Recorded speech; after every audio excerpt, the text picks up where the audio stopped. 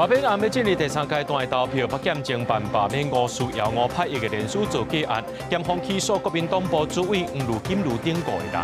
家前闪做兵的案件，检方认定涉案的主嫌利用家己身体欠缺，20年内替这个人做体检，互因闪做兵，依法甲28个人起诉。个人十大死因统计感情连续43年排在第1名，另外行底路也出现伫咧10大死因，亲种族群行底路有增加的趋势。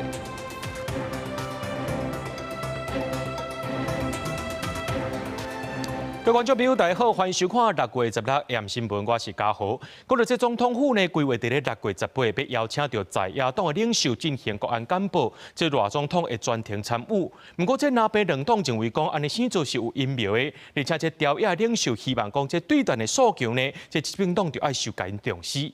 若讲到这赖总统在今早起呢，有接见到美国众议院国会台湾连线访问团，希望会当深化到台美合作。甲美国众议院国会台湾连线共同主席贝拉小揽，总统赖清德接见美国民主党议员访问团，高声感谢美国国会对台湾的坚定支持，也强调台湾会加速推动国防改革，深化台美安全合作。我也希望台美安全合作能够从军事采购迈向共同生产、共同研发，伙伴关系继续深化国防产业的交流合作。This is an important time.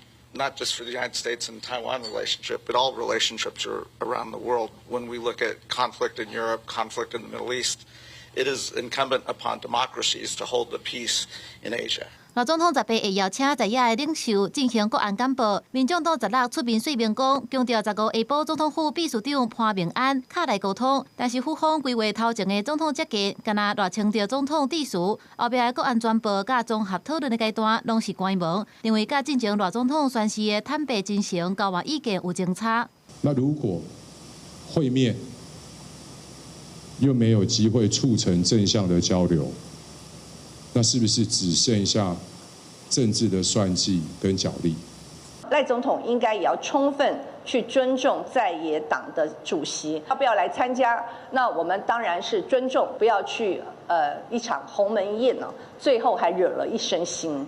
吴国昌强调用上开放的态度，继续甲府方沟通，不过无表态敢会出席国安简报。立委讲需要是向吴国昌发话讲，希望会当实行在野党领袖的责任，朝野好好沟通。国民党方面，秘书长黄建庭15日表示，甲府方沟通了后，有得到正面的回复，强调党主席朱立伦正面看待。公司新闻采访报道。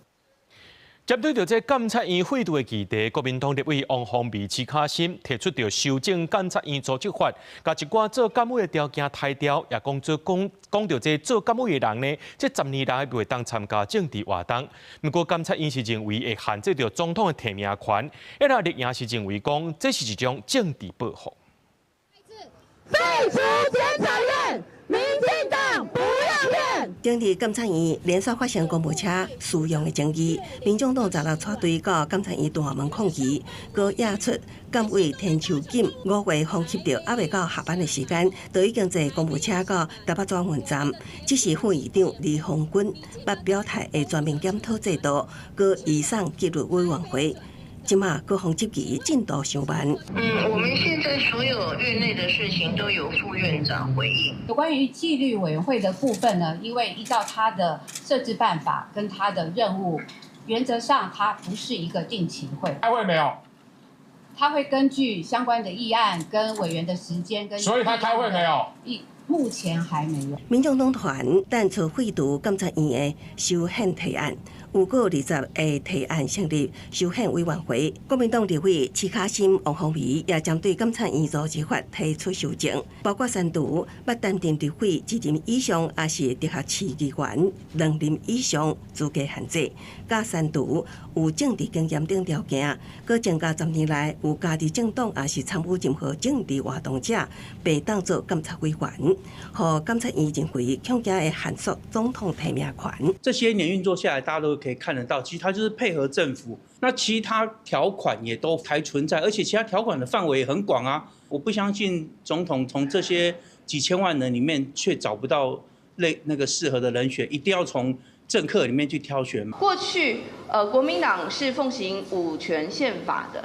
到底现在要不要配合民众党、配合黄国昌？如果是已经要废除监察院了，那现在干嘛又大费周章要来修法？大家看甲雾煞煞。针对民众党的修宪会监察院保证提案，已经有几位拿被入会参与联署。民进党团监事长吴思瑶表示，虽然着赢长期，主张会可感，不过也烦恼知影是政治报复式的修宪，强调现阶段未随因礼物。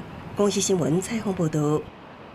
讲到这罢免的案件，到目前呢是进入到第3阶段的投票咯。部分案件也进入到司法庭司。北检侦办罢免吴思瑶5派一个联署造假案件，在今仔日侦查终结，检方依照伪造文书，告司法起诉国民党部主委黄如金如，也告罢免团体调一人赖以任等5个人。台北地检署侦办罢免入会吴思瑶5派役的假造联署书，发现第1阶段联署书亲像由枉用者签名，甲非法利用告知10日侦查终结，起诉国民党台北市党部主委黄如金如。罢免团体地动山摇调1人赖以任等5人。就黄吕信被告等5人，检察官依刑法行使伪造私文书罪及个人资料保护法之非法利用个人资料罪提起公诉。刘姓被告等18人均坦诚犯行，予以缓起诉处分。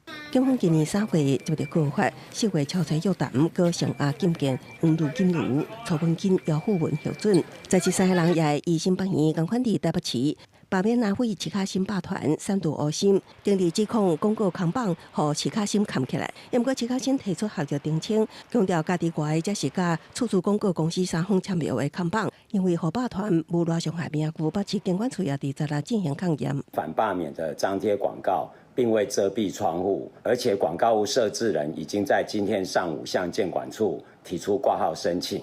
上符规定，基本上我们会向我们的广告公司进行一个求偿。这过程当中，我们一切都是按照就是正常的流程走。我们也付了这一个租金在上面，的确必须要做出这样子的一个质疑。扛棒大阵脱销，王宏伟伫民权东路甲金陵路口的扛棒，互人以这类物件破坏，强调已经报案，无经锁定一男一女的嫌犯。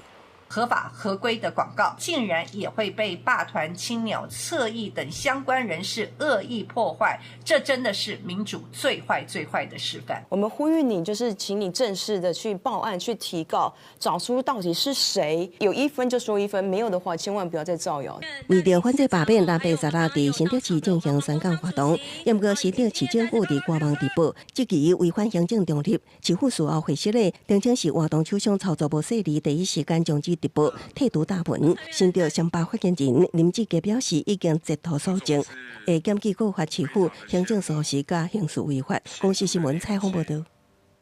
新北地检署今仔日侦结家人王大陆嫌作弊案件，经过调查，检方认定这姓陈的主嫌利用家己身躯的欠缺，涉嫌伫咧10年内替这爱作弊的人去做体检，互因会当嫌作弊，依法起诉王大陆等24名役男和4名集团的成员。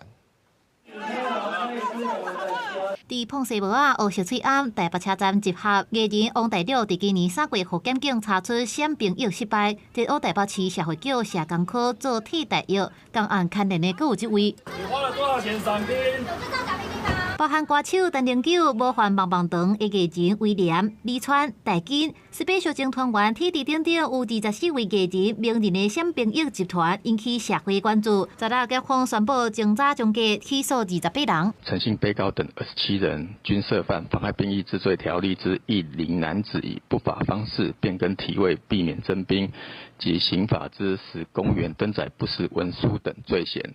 另任王姓被告涉犯刑法之使公务员登载不实文书罪嫌，均依法提起公诉。检方调查专案做手的姓陈的主嫌，也有3位集团的成员，伫2016年到2025年1月期间，联络24位闪朋友的男性，并且利用家己的病来犯案。姓陈的主嫌会伫役男初检了后，要求前往指定的门诊，并且经过禁气、冒名顶替等等的方式来得到重度高血压的诊断证明书，过来请役男申请变更体位复检，并且伫复检的时申请自回挂24点钟血压监测记录器，再个由做手的人代替量。都是3赌5对啦，那基本上都是说要现场要核对确认是同一个人。我们接下来要如何确保一个人回去都是带在同一个人的身上？申请付钱的部分，它是跟其他一般的民众安排在那个诊间去做检查，特别有发文告诉医院说一定要加强人猫的核对。检方目前认定27位被告拢涉嫌犯妨害兵役、治罪条例，也有刑法司公务员登载不实文书等罪嫌。另外，王大陆更加因为长期伫境外，所甲身份证甲健保卡交予主嫌冒名来看医生，倒来台湾了后，以拍物件做理由，向户政事务所、健保署申请补发，也予依照司公务员登载不实文书提起公诉。也拿细单的做手的主嫌利用制度的空帮甲药篮来造假，描出763万接济报酬，检方也建请法院来判重刑。公司新闻采访报道。前几天啊，在台北的景宝夜市啊，发生公车驾驶相拍事件。一个指南客运的驾驶呢，把这公车停在路中，就落车冲去拍后边嫌客运的司机。迄当时呢，这车顶还有其他的乘客，防拍司机也着伤要来提告，有可能是这气喇叭引起的纠纷。目前警方也正在侦办。强开公车门，去甲冲上车，穿写做查甫人一直嘛，搁出手攻击拍司机的头甲面。动手拍人的本身嘛是公车司机。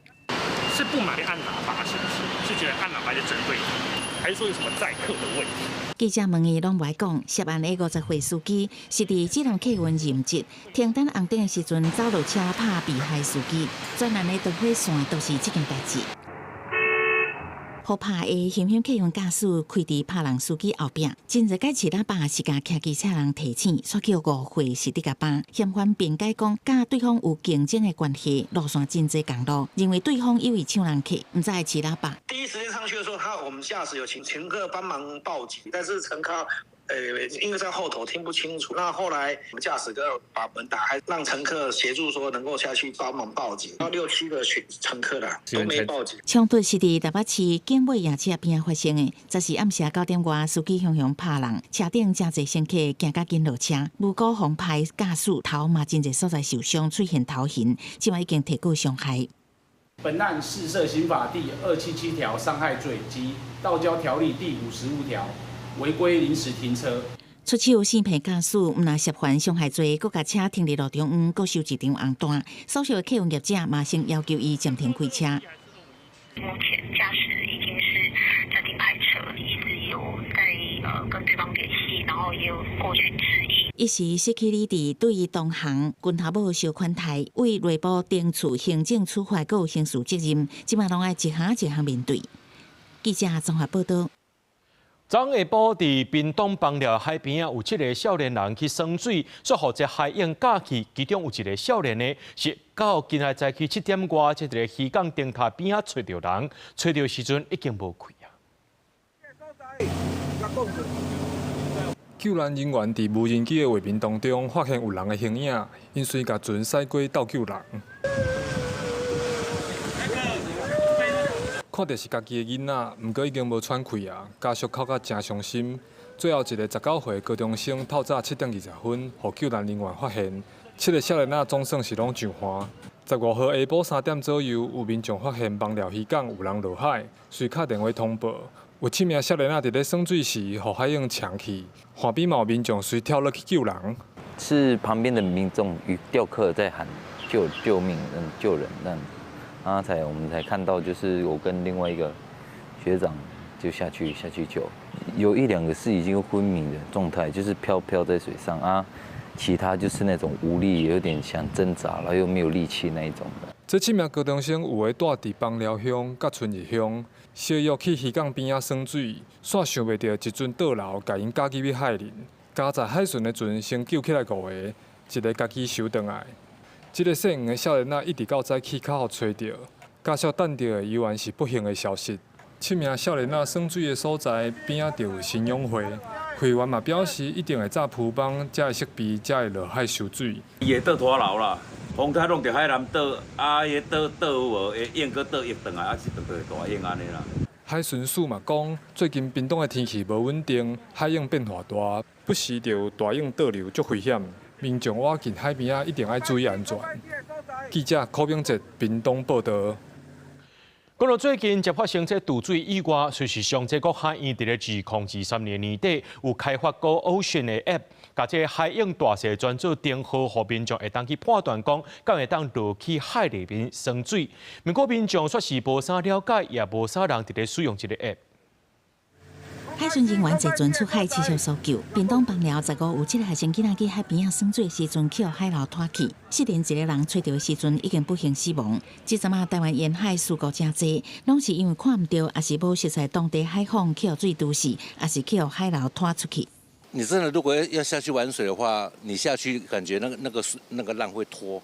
会带的话，就赶快上来了。捌水性爱游水的人会当看风影来判断是毋是会使落水。不过大部分的民众无这种的能力，为了确保水上游乐安全，真侪沿海县市拢有防范措施。台南市政府就伫台南看海影平台设离岸流监测站，结合 AI 精准预警，防止堵水。国海院2023年底，嘛有开发 Go Ocean App， 甲各地验管这数据转做简单的订号，分各种水上运动判断是毋是会使落水。不同的运动的这个初级、中级、专家级，还有一种叫做连专家都不敢轻易下水的海况严苛，把它浪高或者是流速相关的影响安全风险的因子定义出来，每1个小时甚至30分钟就更新一次。以高雄西仔湾做例，10日下晡沿海风影渐渐增强，照 App 判断当时海况无好，无适合游泳。不过冲影、风影帮这专业级别选手也是会使落水。如果很常去海边玩的话，就蛮适合使用这个 App 的。海况不佳还是什么冲浪的，会发生一些事故，所以我觉得这个算蛮实用的。Go Ocean App 对判断海况的现况真有帮助，不过大部分的民众唔知影。对这代志，国海院表示会加强甲沿海学校合作，希望透过 App 查询附近的海况，以后来公布通知，避免学生囡仔去危险的海域耍水发生事故。记者综合报道。美国联准会还有这日本、台湾央行等等，这礼拜拢要开利率会议，市场也有伫咧预测讲，即届可能拢袂调整。另外，台股受到顶礼拜五这美股4大指数收乌含中东战争影响，今仔开盘就大落，上加无到22000点。若讲到这台票换美金的盘中来到29.5100块，升超过1角。顶礼拜台票股市一礼拜起的幅度有加2.63角，拜一开盘佫展现真强起的态势，开盘价数是29.65块，盘中捌加29.5100块，起1.5角。目前应该是维持在29.5到29.7附近震荡一阵子。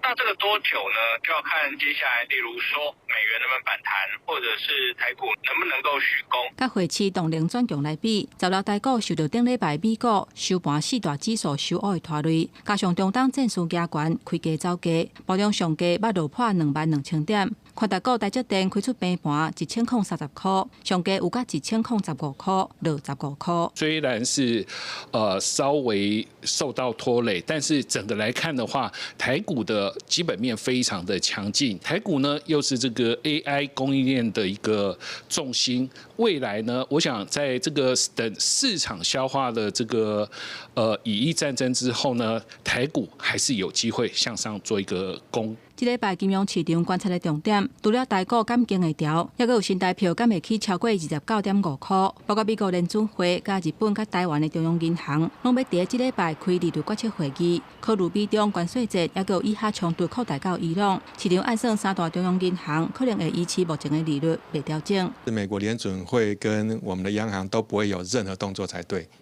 因为联准会在这个时间点，如果说它跟着降息的话，那其实就是说等于说屈服于这个川普的命令。那联准会呢，它为了维持它的独立性，它可能还要再观察。专家分析，7月份美国联准会若降息，台湾中央银行9月份可能会跟咧降息。主要的目的是无希望美国甲台湾逆差缩小，也若中央银行若无跟咧降息，有可能会进一步互台票的汇价加悬。公司新闻台北报道。为了要防止这部气扩散和国安的可能，经济部国务署定期召开审查会议。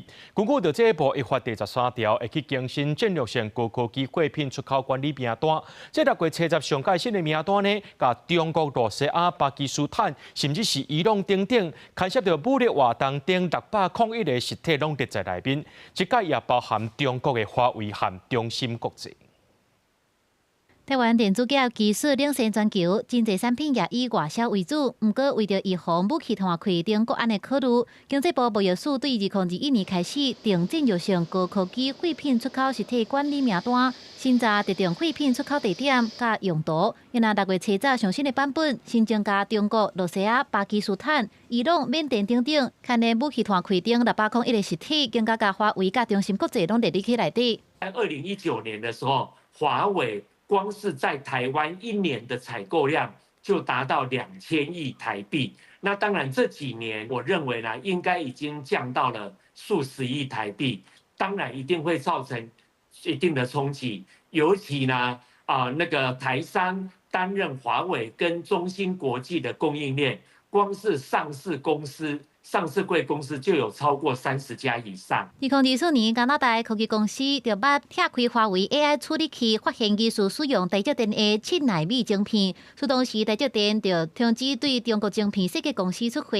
另外，中芯国际也捌互指控讲，想要偷技术，并且欧洲、台湾晶片人才。即马这2间科技公司列做管制黑名单，强化半导体技术的方法。其实实际上的形式意义大于这个实质的意义，就是说形式上我们要战略表态，关税的这个清单准备要公布之前，其实这也是一种对于这个我们所谓的友好国家，甚至说这个美国对于这个大陆晶片管制部分呢，我们台湾也等于说这个共襄盛举。经济部国务署表示，经新作业主要参考联合国安全理事会甲友盟国家的制裁甲管制名单，到达已经有12844个实体甲个人列入这个名单，也呼吁厂商若有出口的需求，应该事先得到输出的许可证，若无海关袂放因行。公司新闻采访报道。有民众伫网络顶头买物件，说互店家传讯息威胁讲，若准无照时间去领货，针对刑法的部分呢是会当甲人判刑的。台北市法务局就表示，网络交易拢有7天的抽图时间，民众是会当无条件退货。若准讲这民众甲物件定的故意唔去领，这部分就可能违法咯。有民众伫网络打文，讲伊伫网络顶悬订物件，毋过货也未到，就互店家警告讲，若无领货，会照刑法355条来处罚，罚3年以下有期徒刑含罚金。再互民众质疑讲，敢真正有安尼法律？安尼敢毋是咧威胁消费者？卖家说的好像不是法律里面的内容，威胁一点点吧，就是想说。可能你不去拿，我就告你。其实很多消费者可能就会觉得说，我不喜欢的，然后就不去领。那像我们可能身为卖家，可能也不会说像是网络上那种威胁的，就是其实我们还是主要以自己吸收为主。台北市法务局表示，伫咧刑法355条确实有间接毁损罪的规定，不过法律所强调的是意图损害的事实。若是消费者是恶意落单，也是讲刁工故意唔去领货，刁工来乱的，有这项事实才算是违法。若是消费者只是收过无闲，袂记去领货，店家就袂使乱怪罪，运费的损失该当家己打落来。卖家这样子的，如果不取货，就要依照355条来处罚的这个条款，这个条款是无效的，因为依照我们消保法19条的规定，通讯交易在7日内都是可以无条件退货。那如果说消费者本身不是属于恶意弃单，就不会构成这个刑法355条间接毁损罪。自己吸收啦，因为毕竟你订单量这么大，那一定这种是不可避免的。店家讲，目前大概有1-2成的消费者订货定的却无去提。虽然照消保法的规定，消费者伫咧7天之内会当无条件退货，不过店家也是希望民众若是订货就要去提，双方互相尊重，若无店家就要家己去吸收2逝的运费。记者陈选林秀凯台北报道。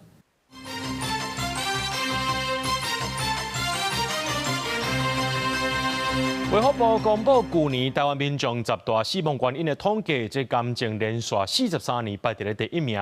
去年有5万多人因为癌症来过身。另外，行底路是让14年了后，再出现伫咧10大死因内面，而且是这青壮族群行底路有增加的趋势。去年个人死亡人数有201383人，比前一年减少4000多人。10大死因得到癌症是连续43年拢是第1名。过来照排行是心脏疾病、肺炎、脑血管疾病、糖尿病、高血压性疾病、事故伤害、慢性下呼吸道疾病、腰子炎拢上榜。也若超工自我伤害是排第10，和前一年相比，新冠肺炎是排第6，今年是大大下降到第14名，也就是2024年个人死亡人数下降的关键。减少的幅度是将近70%，那也就是让这个序位整个就掉到14名。预估大概今年应该是不会到1000例，持续下降的一个趋势在今年可能预估应该会掉到20名之外。特别注意的是，调降自我伤害让14年重新回来个人10大死因的排行，去年计共有4062人。卫福部由年会前进一步分析发现，除了0岁到14岁，也有65岁以上的族群。其他年岁前拢有增加的趋势。心理健康署表示，去年8月开始有推出心理健康支持方案，因应青年、壮世代行低路的比率上升，原来针对青少年族群是委外研究。我们有做过一些分析哦，那最主要的问题就是说，在青少年的部分是跟他网络的一个使用，还有这个父母亲的一个离婚的问题，跟这个睡眠障碍等等。好，那这一些问题的话，其实是可能导致这个自杀风险上升的一个原因。也那其他年会前，有关需要进一步分析详细资料来厘清。卫福部强调，原因通常不是单一因素，可能来自生理、心理、社会等等各方面。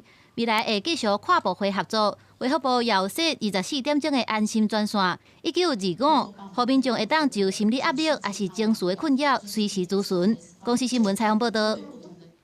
受到西南风的影响，气象署拜针对云林以南地区发布大雨特报，也要提醒咱中南部的观众朋友呢，这雨会落真粗。虽然有落雨，不过温度无较降哦。这台湾本岛也是热到33到36度，外岛地区也拢是伫咧30度以上。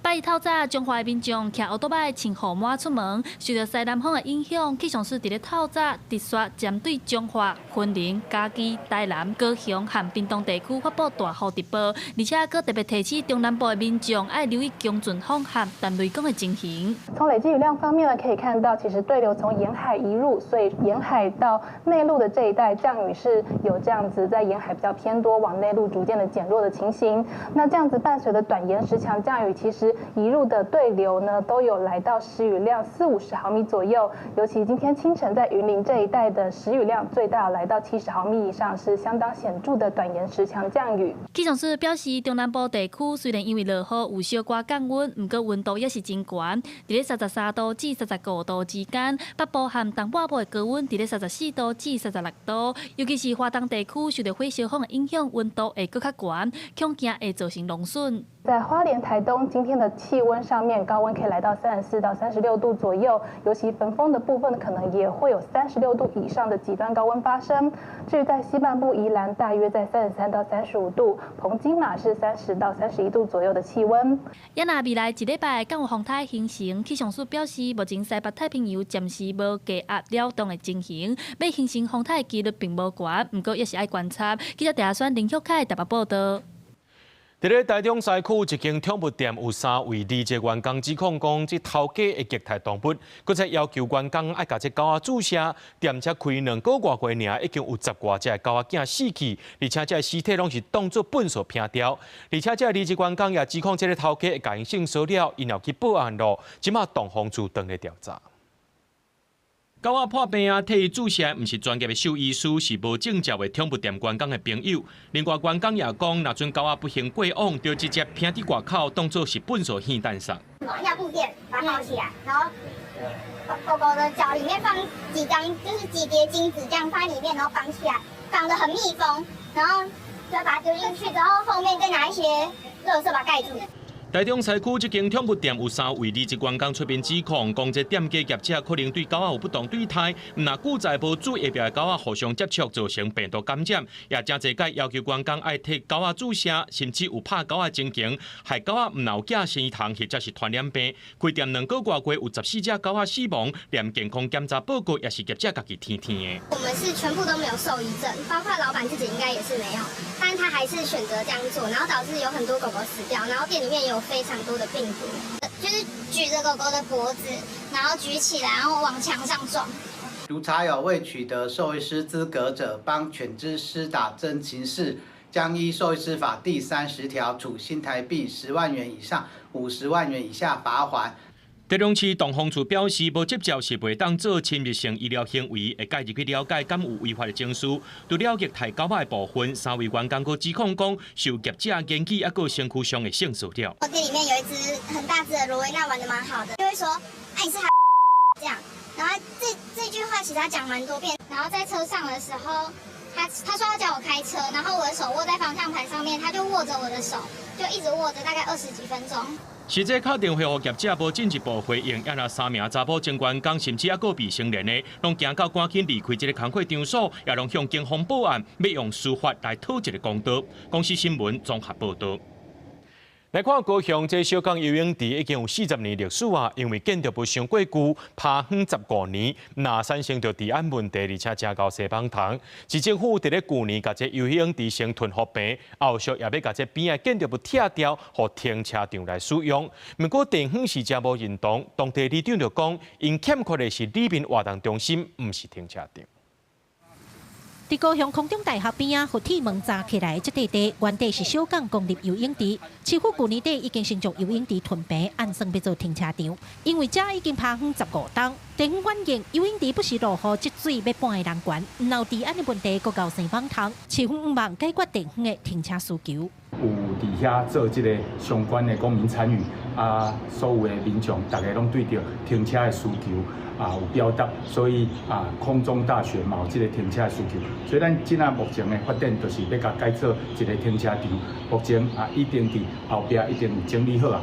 虽望游泳池囤平暂时解决环境卫生问题，不过地方质疑停车场做遮悬根本无效用，尤其做囤好甲打已经半年啊，拢也无动静，效率上歹。即马里长阁放下讲，边啊这栋建物被拆掉，共款做停车场。当地里长是愈讲愈气，伊讲阮欠的是活动的空间，唔是停车。做一个多功能的活动中心，那也可以做成一个运动中心，小型的运动中心。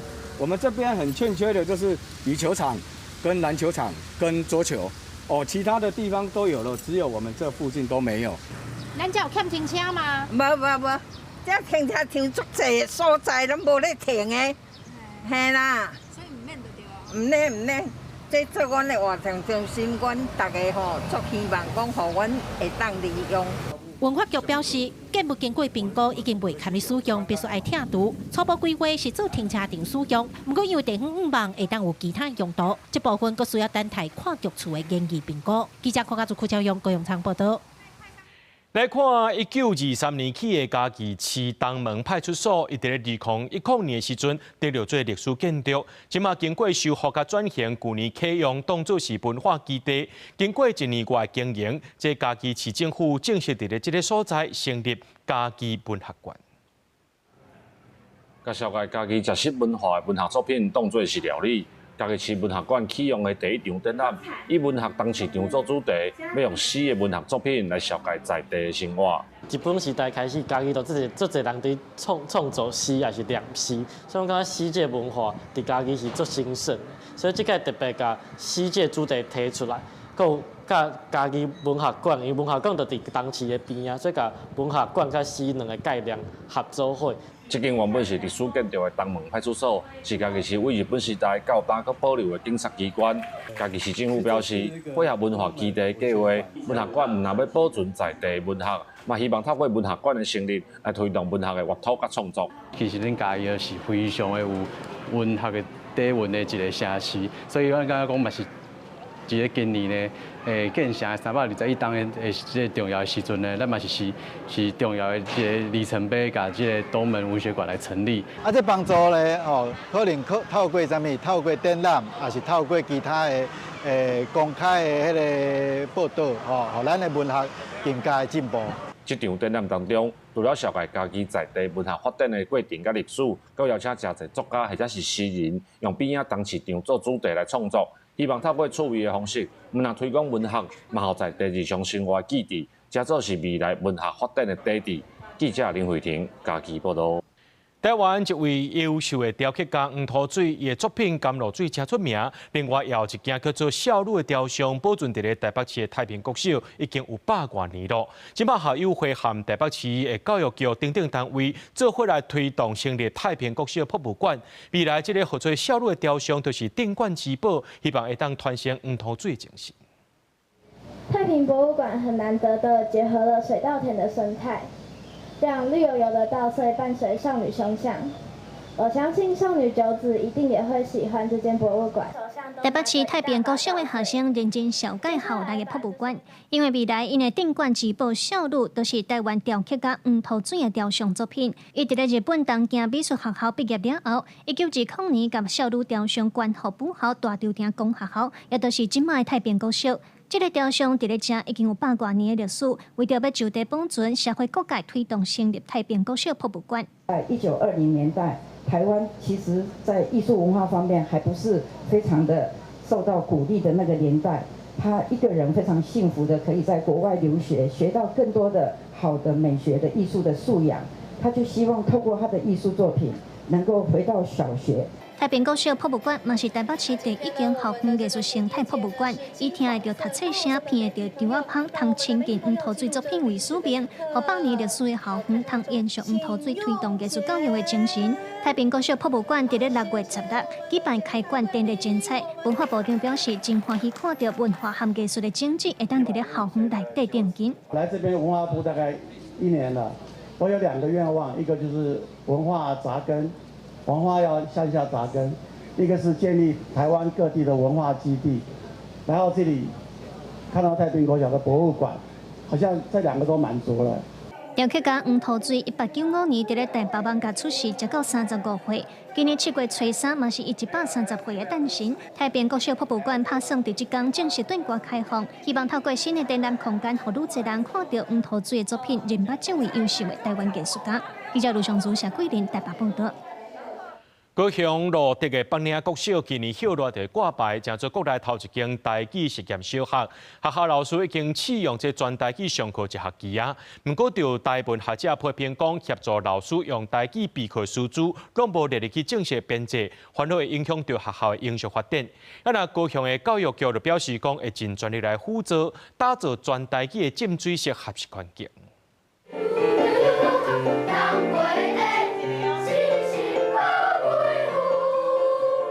来到高雄路德的北岭国小，这其实挖进台南的人德，要到高雄的公山，目前已经试验1学期，拢用台语来做教学，就连数学拢是用台语来做教学。来试试安尼写，互你熟悉一下。北岭国小对2024年就开始培训全校12个教师，大量用台语上课，包括部定课程、数学、生活、社会，也搁有音乐、健康、体育。另外，低年级也搁有台语陪伴、台语采访，中年级有台语认证，要起造浸水式的台语环境。只是用台语教学课，一点仔都无轻课。几分一？小塔嘛讲到对无？小塔，你讲数学的专有名词嘛，吼，啊，搁有就是，其实有一寡生活的用词，我嘛会无啥认同。啊，阮咧讲背的时阵吼，嘛是透过伊台湾教讲，我这要安怎讲吼，较自然、较日常化，因为迄课本写的字，咱若要直翻嘛是怪怪。目前学校内底台语师资有2个代理甲2个代课，未来正做台语实验小学，台语师资拢毋是正专任。台湾学者认为，对永续发展的观点来看，这并无妥当。你袂使拢干那叫迄种算重点费的，迄要来做这资源，这是袂通的嘛。你专任的台语老师爱甲拨落。因为咱希望讲，咱是为师资为教材的内容，拢真正爱去符合。咱设立实验学校的这个初衷啦，真正是真正式的教学。目前，北岭国小当伫咧针对5月份教育局甲审查委员提出的课程内容建议来做最后的修改。即阵全校58个学生，114学年度新生人数已经招到15个。高雄市教育局表示，确定今年校纸就会替北岭国小挂牌，正做全国头一间台语实验小学，施行的状况受各界器重。记者阿敏晶、赖维做高雄报道。讲到这台语呢，目前伫咧中央也无专责机构来规划整体台语政策。根据统计，这各县市敢若桃园市政府有设台语相关的专责单位伫咧做。为了要对地方开始发展台语，这新北市就机关要求市政府爱成立台语发展委员会。市长侯友宜是回应讲，未来会定期召开座谈会，讨论若准备成立专责单位以后是要做啥。有台语团体是认为讲要发展台语，敢若中央是伤过慢啊，因为呼吁各县市政府到店来推萨，确保台语发展。一年2次，不要限制半年了，好不好？好，好不好？好，这时间你莫甲讲哦，好，伊的时间较量上好弹性啦。啊，未来会当规模化以后，我希望会当成立咱这台语发展委员会。一步行啦。为着要促进地方政府实践台语发展甲推广，新北市议员吴淑君6月10日伫咧新北市议会有要求新北市长侯友宜成立台语发展委员会。落尾市府是答应先定期召开座谈会，来讨论若要设立委员会是正常要安怎执行。客家有客家局，那咱台语并无台语局哦，所以咱用委员会的形式来讨论看卖啊。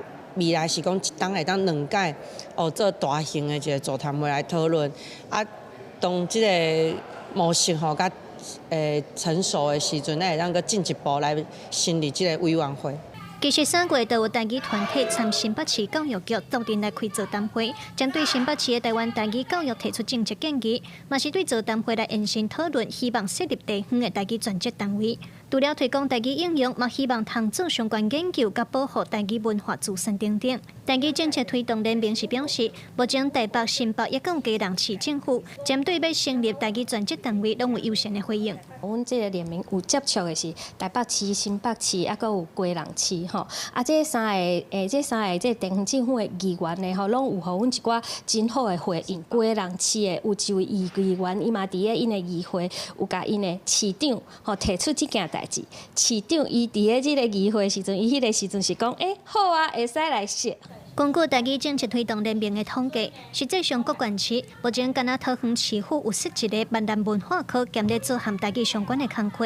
民团认为，若是要发展台语，敢若要往中央实在伤慢，因呼吁各县市政府着实践国家语言发展法的精神，来发展和推广台语，让台语的经济先对地方开始摊开。记者卢尚珠、谢桂林台北新北报道。为了要落实这台语文的推展，台南市头一摆举办市长杯台语文化竞赛，分做字音字形，也个地文写作，吸引100外的参赛者来语文会友，也提倡正确的台语用字。将台南市教育局长郑邦定就讲，这阵校园教台语时数根本就无够，颠倒是爱由大人先学起，才当去教囡仔，这保去传承才有希望。时间一到，大家拼命写题目，唔爱赶时间，嘛爱兼顾正确率。这场语文竞赛是透过教读较调北的台文甲罗马字来检验家己的学习成果。台南市台语文化办学会承办市长杯台语文竞赛，完全比较正式规格，分做字音字形甲地文写作2项，拢总有100外的参赛者，其中有82回时段拼写学写台文字。都有在讲台语啦，吼。对啦，但是袂晓写，袂晓写，出来。学好会晓写，较袂做青面牛。议会这个议员会当联合来支持办一个台语文化的活动议长杯的经费来支持恁这个文化的推广。主办单位讲，比赛是一个累积经验的过程，更加重要是带动母语的学习风气。虽然高中、国中小这阵拢有台语课，不过前台南市教育局长认为，若真正要复正互相相敬，才是母语的正道。大人学台语是传承的关键。伊强调，台语教育唔那是校方的代志，家庭社区矛分。袂晓讲母语的囡仔，去学校呢，学校嘛无在度教，就要去外口去培养。或者母语的师资，安尼毋是办法。这个根本原因就是即阵的爸母袂晓母语，无咧用，所以伊的囡仔无机会通去 practice， 通去 acquisition。所以就借这个机会，嘛当我互大家量的增加以外，佫有一个提升。所以毋茫讲大家民间，讲高手在民间，就伫台语文化班。台语文化班学会理事长黄良成讲。目前文化班已经伫台南8个区传出去，台语唔单是语言，更加是文化根。因希望大家拢有承担母语传承的责任，用行动来听他们咱的爸母话。记者苏台南采访报道。以色列和伊朗的冲突目前来到第4天，伊朗迄边是讲有220个人死亡，其中也包括着革命卫队情报首长和副手。那以色列这边呢，也讲是真侪人死伤。不过因讲有甲伊朗的浓缩铀设施创互歹去。美国总统川普强调，以色列和伊朗尾仔应该是会当达成停火协议的，只不过这两边可能爱搁拍一段时间。伊朗继续对以色列发动大河是真实承诺3号的报复攻击，对以色列发动数百粒飞弹。以色列中部城市佩塔提克瓦16日透早受到伊朗飞弹的攻击，至少12个人受伤。然而，以色列第3大城海法15日暗时也予伊朗锁定，主体区真侪建筑是烧烧去，真侪民众赶紧避入去地铁站避难。The situation may be not so bad because I expect we will win. Yeah, I just don't understand why we have schools. Why do we have educational systems if the grown-ups are just gonna bomb each other? It's confusing, basically. 伊朗表示，以色列攻击已经造成伊朗200多人死亡，当中有真侪是妇人人甲囡仔。然后以色列15日也声称讲，成功弹死伊朗伊斯兰革命卫队的情报首长卡泽米甲副手。伊朗外交部受到冲击，伊朗纳坦兹地区的浓缩铀提炼设施也互毁掉。以色列国防军15日强调，按算攻击伊朗会付出代价，但是为着生存，以色列是无别的选择。 וממחישים את הסיבה לכך שפעלנו עכשיו, לפני שיהיה מאוחר מדי. 美国官员表示，顶礼拜六甲拜日，以色列有机会暗杀伊朗上悬的精神领袖哈米尼，但是予美国总统川普挡落来。川普15日表示，伊暗算以色列甲伊朗双方会当达成停火协议，但是伫这进前该战一阵仔。Sometimes they have to fight it out, but we're going to see what happens. I think there's a good chance there'll be a deal. 15到17，伫加拿大起过的7大工业国峰会，会锁定这场关系到全球局势的冲突。川普受访的时表示，无反对予罗西亚总统普廷来敲以色列甲伊朗的冲突，不过马上受到法国总统马克宏的反对。然而，国际油钱已经受到影响。16亚洲的早盘，布兰特原油一时是起5.5%。伊朗逐天出口大约150万桶的原油，捌伫14警告讲，考虑封锁荷姆兹海峡，全球有1/3的石油拢通过这个海峡来运输，若是关起来，会严重冲击到全球能源市场。公司新闻警员强朋友。 咱做人千万唔通徛关山看马烧塔，看人伫咧烧钱，也爱思考台海问题。讲到这两国伫咧战争呢，这以色列是用导弹驻防空系统，甲大部分的这飞弹攻击砸落来。就这专家伫咧分析讲呢，虽然咱的国军也有相关的系统，不过已经的时间较短，那准备甲这解放军的飞弹砸落来，这会较困难。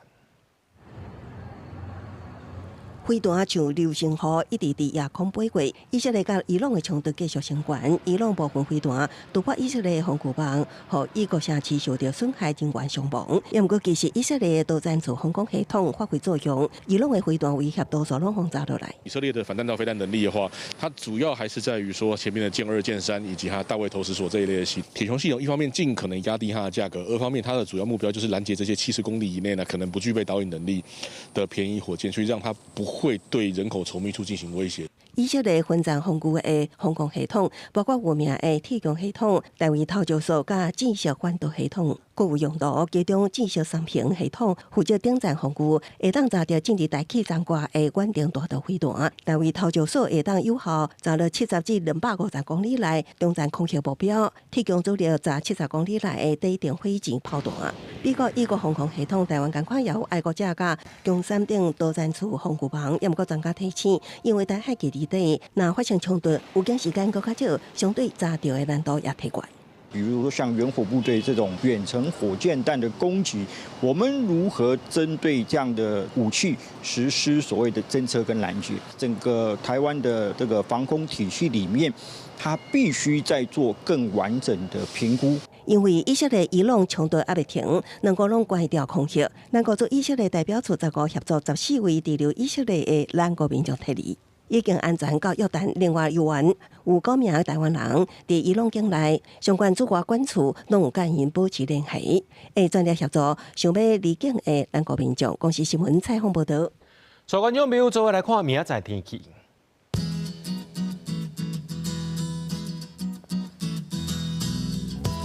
基隆、台北、桃园、新竹对26度到32度。苗栗、台中、彰化、南投、云林对25度到32度。嘉义、台南、高雄、屏东对25度到33度。宜兰、花莲、台东对26度到32度。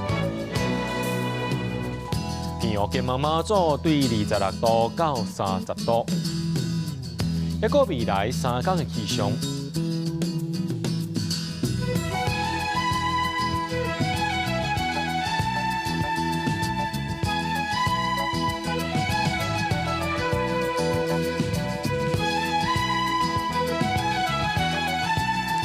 新闻最后，感谢各位观众朋友收看《今日新闻》，我是嘉豪，明仔暗时7点，咱再相会。